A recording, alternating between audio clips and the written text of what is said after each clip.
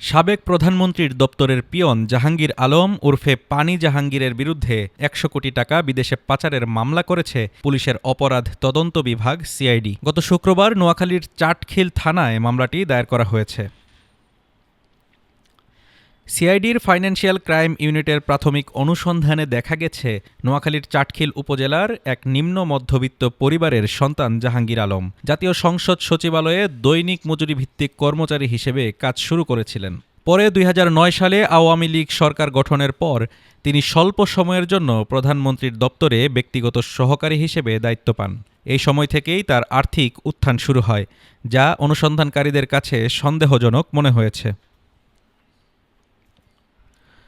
২০১০ সালে তিনি স্কাই রি অ্যারেঞ্জ লিমিটেড নামে একটি কোম্পানি গঠন করেন এবং বিকাশের ডিস্ট্রিবিউশন ব্যবসা নেন। তবে সিআইডির দাবি, ওই ব্যবসার আড়ালে তিনি দীর্ঘদিন ধরে অবৈধ ব্যাংক লেনদেন ও মানি লন্ডারিং কার্যক্রম চালিয়ে যাচ্ছিলেন। ২০১০ থেকে ২০২৪ সালের মধ্যে কোম্পানির নামে বিভিন্ন ব্যাংকে ৫৬৫ কোটির বেশি টাকার লেনদেন হয়েছে, যার বৈধ উৎস পাওয়া যায়নি এবং ব্যবসার প্রকৃত আয়ের সঙ্গে কোনো মিল নেই।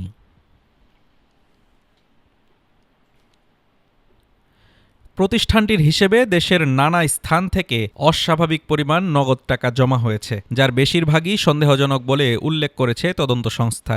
সিআইডির অনুসন্ধানে আরও উঠে এসেছে, জাহাঙ্গীর তার স্ত্রী কামরুন নাহার ও ভাই মনির হোসেনের সহায়তায় এই অবৈধ অর্থ লেনদেন পরিচালনা করতেন।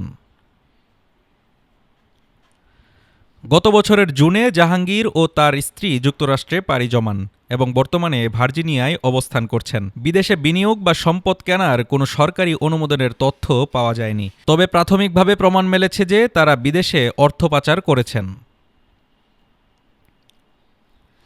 সিআইডি জানিয়েছে, জাহাঙ্গীর আলম, তার স্ত্রী কামরুন নাহার, ভাই মনির হোসেন এবং প্রতিষ্ঠান স্কাই রি অ্যারেঞ্জ লিমিটেড যৌথভাবে ২০১০ থেকে ২০২৪ সালের মধ্যে প্রায় ১০০ কোটি টাকা বিদেশে পাচার করেছেন। অপরাধের পূর্ণাঙ্গ তথ্য উদ্ঘাটন, সংশ্লিষ্টদের শনাক্ত ও গ্রেপ্তারের লক্ষ্যে তদন্ত ও অভিযান অব্যাহত রয়েছে। Desk report, Dhaka today.